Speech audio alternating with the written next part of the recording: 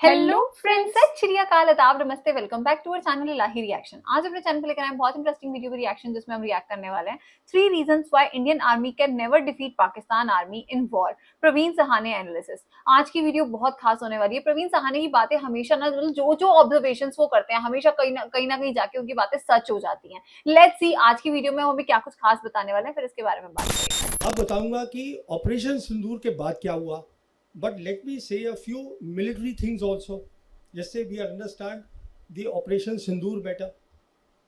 तो इसमें मैं आपको 3 बातें बताना चाहूँगा मिलिट्री वाली। पहली बात, starting from the first war of Kashmir, जब लड़ाई हुई हिंदुस्तान पाकिस्तान की, एक सीज फायर लाइन बनी थी 1 जनवरी 49 को। उसके बाद हमने जंग लड़ी पाकिस्तान के साथ, 65 की लड़ी, 71 की लड़ी। See don't worry about Bangladesh, Bangladesh was a gone case for East Pakistan, for Pakistan, because East Pakistan जो था in any case was 1200 kilometres across India. There is no way they could have brought their operational logistics there for war. वो नहीं हो सकता था, वो तो जाना ही था। बट इम्पॉर्टेंट बात यह है, किसी भी जंग में हम वो मिलिट्री लाइन को ऑब्लिटरेट कर ही नहीं पाए। जो सीज फायर लाइन थी आज वो कायम है with a new name, line of control. तो हमें क्या करना चाहिए था? हमें ये करना चाहिए था कि 1990 में जब प्रॉब्लम शुरू हुई कश्मीर की, जब पाकिस्तान ने प्रॉक्सी वॉर अपनी शुरू करी, हमको अपनी कन्वेंशनल कैपेबिलिटी बनानी चाहिए थी। अगर हम अपनी कन्वेंशनल वॉर कैपेबिलिटी बढ़ाते, that would have deterred Pakistan. हमने वो नहीं किया 35 साल। तो एक जो मिलिट्री इशू था प्रॉक्सी वॉर का, proxy war is a military issue जिसको आपको मिलिट्री मीन से खत्म करना था by building a capability that would deter Pakistan और tell Pakistan that look there will be a problem if you continue with what you are doing. We never did that. Now with the coming of the Modi government, obviously it has been elevated to a higher level. तो ये हमने कर दिया एक। तो अब मैं थोड़ा सा पॉज करके वापस जाता हूँ, आपको एक बहुत इंपॉर्टेंट बात बतानी भूल गया हूँ, वो बहुत ज़रूरी है। वो बात ये है कि 5 अगस्त 2019 को हमने 370 हटाया। बिना सोचे समझे कि इसका सिक्योरिटी इम्प्लीकेशन क्या है, वो मैं आपको बताना चाहता हूँ। हुआ क्या कि 6 अगस्त को पार्लियामेंट में union home minister Amit Shah ने कहा कि we will be making now the state of Jammu and Kashmir into 2 union territories. उसमें पाकिस्तान ऑक्यूपाइड कश्मीर और गिलगित बल्टिस्तान हिस्सा होगा, union territory of Jammu and Kashmir, Aksai Chin हिस्सा होगा लद्दाख यूनियन टेरिटरी की, लद्दाख की। The same day Chinese rejected that. They protested. They said Akshay Chin is with us. It was always with us. You can't show it on your maps, new maps, as part of the Ladakh Union Territory. Okay.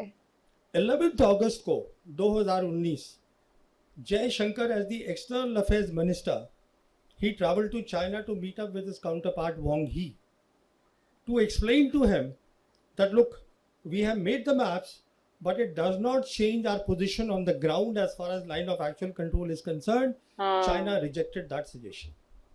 वो actual में तो power नहीं आई ना हमारे पास। 370 जब हटा तो पाकिस्तान में भी खलबली मची। The then Prime Minister Imran Khan and the Army Chief Bajwa, General Bajwa, they both went to China to confabulate with the leadership there. Xi Jinping gave personal time to General Bajwa और उन्होंने general Bajwa को ये कहा कि आप development पे focus करिए। मुझे ये बात ऐसे पता है कि अप्रैल 2022 में पाकिस्तान की जो सरकार थी उस समय इमरान खान की, they release the first national security policy and I was one Indian they had invited there. अच्छा। तो वहाँ प्राइम मिनिस्टर भी बोले, वहाँ आर्मी चीफ भी बोले, उसके बाद आर्मी चीफ और मेरी बातचीत हुई। तो मैंने उनसे पूछा, मैंने कहा जी आपकी नेशनल सिक्योरिटी पॉलिसी है, it all talks about connectivity and development, what about the Kashmir issue? So he told me that I had a long meeting with Xi Jinping and Xi Jinping told me personally that you focus on development. What Bajwa did not tell me is that Xi Jinping also told him, जहाँ तक security का ताल्लुक है पाकिस्तान की, we take responsibility for that. अच्छा, तो okay. हुआ क्या, अगर हम लोगों ने ध्यान से देखा होता तो दो चीजें होनी शुरू हो गई 2019 से। On the political side, the entire Chinese leadership, Xi Against. Jinping downwards, they kept saying that we will support Pakistan's Pakistan. security and sovereignty. Hmm, खुलेआम that's बोलते true. थे वो, हमने उसको नजरअंदाज किया। दूसरी तरफ the Pakistan Air Force and the PLAF, PLA Air Force, they started doing advanced exercises 2019 से शुरू कर दी। काराकोरम में करते थे, वो जो हमारा कॉम्बैट एरिया वहाँ उन्होंने शुरू करा, हमने उसको ध्यान ही नहीं दिया। नॉट ओनली दैट, उस समय से क्या देखा हमने 2021 के अंदर, उन्होंने पाकिस्तानी ऑफिसर्स को अपनी वेस्टर्न थिएटर कमांड में एम्बेड कर लिया। Western theatre command is responsible for Arunachal Pradesh. कहने का मतलब ये है, जो उनके इंपॉर्टेंट जितने भी मिलिट्री ऑर्गेनाइजेशन थे वो उसका हिस्सा बना लिया उनको, so that they better understand how to tackle India. हमने सब चीज़ को देखा ही नहीं बिल्कुल।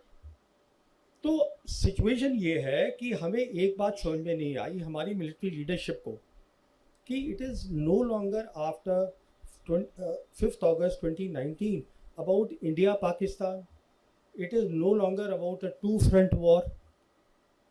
चाइना आपसे लड़ाई नहीं लड़ेगा, उसको ज़रूरत ही नहीं है लड़ाई लड़ने की। It was since then about one front reinforced war, जो मैं 2019 से अपनी 2 किताबों में लिख चुका हूँ। Basically what meant that was, I explained that this is the term that I coined, and I said what this is, you will fight with Pakistan, but China will be helping Pakistan to the hilt without showing its hand. उसमें कोई शक नहीं है। इस लड़ाई की आप तैयारी करिएगा, बट हमारा वो नैरेटिव था, हमने उसको कायम रखा। तो अभी आपको एक ओवरऑल सिचुएशन मैंने बता दी है कि ये था बैकग्राउंड उसका सिंदूर का। अब होता है ऑपरेशन सिंदूर। ऑपरेशन सिंदूर की 3 खास बातें मैं आपको बताना चाहता हूँ। पहली बात, आवर रिस्पॉन्स वॉज डिसप्रपोर्शनेट। एक टेरर अटैक हुआ, हमने उसको जवाब दिया with a conventional war, that too at the highest level. Hindustan और पाकिस्तान के बीच में the 2 air forces will lead the war, period. और ये हमने पहली बार नहीं किया, हमने किया था बालाकोट में पहली बार 2019 में, and we expose the limitations of the Indian air force. मिसाल के तौर पर हमने बालाकोट में हमारी एयरफोर्स ने ऑपरेशन बंदर करा, चुपके से जाकर, वी कॉट देम अनअवेयर, उनके रडार्स बंद थे, we cross the their air space, और हम अपना BVR छोड़कर आ गए। Next morning they retorted, they came back to us with a response, which is what they call the Operation Swift Retort. याद होगा आप लोगों को, दिन के टाइम उन्होंने किया, और उनका फोकस क्या था? उनका फोकस था military targets, not non military targets. आप कभी एयरफोर्स नॉन मिलिट्री टारगेट्स पे इस्तेमाल नहीं करते बाबा। उनका फोकस था मिलिट्री टारगेट, और उन्होंने क्या देखा, हमारी इलेक्ट्रॉनिक वॉरफेयर बहुत कमज़ोर थी। सिंपल वर्ड्स में इलेक्ट्रॉनिक वॉरफेयर का मतलब ये होता है कि काबिलियत कि आप दूसरे का कम्युनिकेशन को जैम कर दें। तो हमारे जो ऑफिसर थे उनका कम्युनिकेशन जैम हो गया, he was taken prisoner of war. हम कुछ लेसन नहीं सीखे, बट वो सीख गए कि इलेक्ट्रॉनिक वॉरफेयर पे फोकस करो। This is the key to the modern warfare. Electronic warfare होता है what is called, I won't give a technical explanation, it is something that is called electromagnetic spectrum. बहुत ज़रूरी चीज़ है। होता क्या है कि एटमॉस्फेयर में 7 तरीके की इलेक्ट्रोमैग्नेटिक वेव्स हैं। एक मिसाल के तौर पर है विजिबल लाइट, जैसे आप लोग मुझे देख रहे हैं, मैं आपको देख रहा हूँ, this is only possible because visible light है। सिमिलरली एक एक्सट्रीम पे है उनके रेडियो वेव्स, जिससे हम कम्युनिकेशन करते हैं। एक्सरे होती है जो हमारी एक्सरे मशीन में काम आती हैं। माइक्रोवेव है जो हम माइक्रोवेव चलाते हैं। कहने का मतलब ये है, ये जो चीज़ है इलेक्ट्रोमैग्नेटिक स्पेक्ट्रम, अगर आप किसी भी फौज के पास एक काबिलियत है इसमें compete करने की, तो वो लड़ाई जीत जाएगा, दूसरा अगर उसमें नहीं compete कर जाएगा वो लड़ाई हार जाएगा. It's simple as that. This is today the crux of the modern warfare, to have a superiority in the electromagnetic spectrum, and the part of that is electronic warfare. How do you jam the communication of the enemy? This is the lesson that they learned. As a consequence of that, देखिए हमने अपनी आंखों पे पट्टी बांध दी. क्यों पट्टी बांधी वो बताता हूँ मैं. क्योंकि प्राइम मिनिस्टर मोदी ने मई 2014 में जब ये आए हैं, इन्होंने अपनी पहली कंबाइंड कमांडर कॉन्फ्रेंस करी अक्टूबर 2014 में, जिसमें इन्होंने ये कहा कंबाइंड कमांडर्स को कि जो हमारा एनिमी है वो विजिबल है, थ्रेट जो है, no, enemy is invisible, the threat is known. It's a famous statement now made by the prime minister, basically saying that we have to focus on the terrorist and not on the Pakistan which is harboring the terrorists or which is the hub of the terrorism.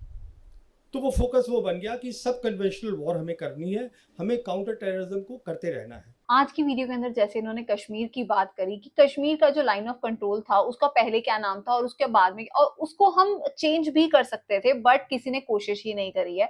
और मतलब जो operation सिंदूर के बारे में बात करी, काफी कुछ ऐसी ऑब्जर्वेशंस जो प्रवीण सहाने की थी वो हमें हर बार ना करेक्ट और हर बार सेंसिबल लगती हैं. आज की वीडियो मेरे लिए बहुत इंफॉर्मेटिव. आई थिंक 2014 के बाद हमारे देश की बहुत सारी ऐसी चीजें थी जो आई थिंक नहीं होनी चाहिए थी, और एक इंटरनल वे में आई थिंक हमने बहुत कुछ चेंजेस किए, जहां पर पूरा उथल पुथल हो गया और बहुत कुछ पहले जैसा नॉर्मल नहीं रहा था 2014 के बाद. जिस तरीके से इन्होंने बताया कि जब हमने 2019 में 370 जो था वो उसे हटाया, तो जब 2 टेरिटरीज और एक्स्ट्रा आई तो उसका जो मेन इन्फ्लुएंस था वो मेन चाइना ने उठाया, और चाइना किस तरीके से पाकिस्तान के साथ मिलकर उसने ये सारी प्लानिंग करनी स्टार्ट की कि अगर इंडिया ये स्टेप तक आ सकता है तो हम इससे बहुत ज्यादा आगे तक जा सकते हैं. तो आई थिंक सारी जो प्लानिंग प्लॉटिंग थी वो 2019 में सेट हो चुकी थी, और ये जितने भी उसके बाद के ऑपरेशन हुए, चाहे बहुत सारी सीज फायर्स भी हुए हों, लेकिन उसका कोई मीनिंग नहीं रहता, क्योंकि अगर आप एक बार जब इंटरनल तौर पर वॉर छेड़ चुके होते हैं ना, तो आप उसे एकदम से बैकआउट नहीं कर सकते. तो डेफिनेटली ये 2019 के बाद बहुत सारी चीजें जो हैं वो देश में चेंज हुई हैं. ये तो इस वीडियो में क्लियरली प्रवीण सहानी जी ने बताया, और बाकी में आज की वीडियो काफी नॉलेजेबल थी. इस वीडियो को लाइक और शेयर करना और चैनल को सब्सक्राइब करना मत भूलिएगा. और हम मिलेंगे एक नई वीडियो में, तब तक के लिए ओके बाय.